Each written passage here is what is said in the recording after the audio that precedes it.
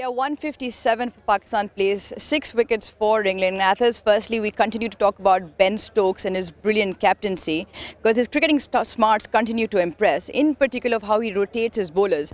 Robinson bowled fairly late in the first innings, cleaned up Babar Azam, similar in the second. How impressed are you with how he rotates his bowlers? Yeah, England's strategy has worked well so far. With the bat, they've tried to score quickly to take time out of the game. And with the ball, they've rather flipped it, having the spinner's ball with the new ball. He's kept his seamers waiting until the old ball starts to swing. So Anderson yesterday, I think for the first time in his Test career, came on third change, but only needed 5 balls, of course, to get rid of Mohammad Rizwan with that beauty.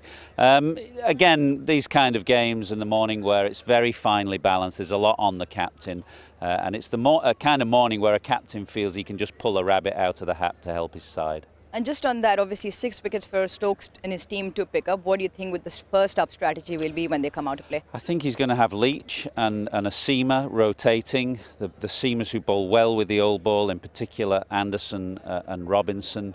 And then he's got that new ball available in 16 overs time, which actually may help Pakistan as well. The new ball can be the time when you score freely, but England obviously have Mark Wood as well, who's can bowl 150, 155 with that second new ball, and Leach has bowled quite nicely with the hard ball as well. I think it's marginally to England's advantage, maybe 60-40, 65-35. I certainly wouldn't discount Pakistan. They've got a slightly longer batting lineup than they had in the first Test with Mohammad Nawaz, and 3 good left-handers out of the 4. There's been a slight advantage to being a left-hander here.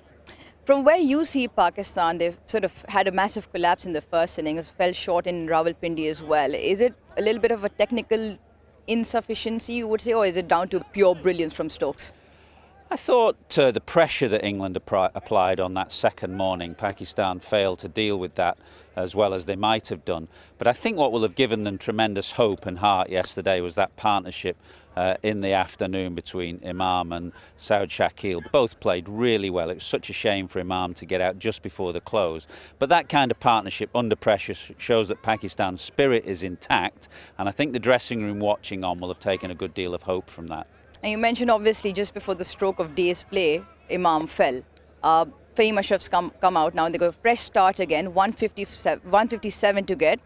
How does Pakistan play it from here to win? I think the way that the openers set out yesterday, that balance between you don't want to be passive, you want to look to score and be assertive without taking undue risks. I mean, it's just, you know, to play at a decent tempo. Time is not an issue in the game.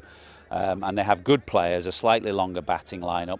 I think being left-handed here against the old ball and against Leach is a bit of an advantage. So Pakistan very much in the game. Pakistan very much in the game, but are you still 65-35 England? I'm 60-40, 65-35 to England. 65-35 is what Athers says. Aziz, back to you in the studio.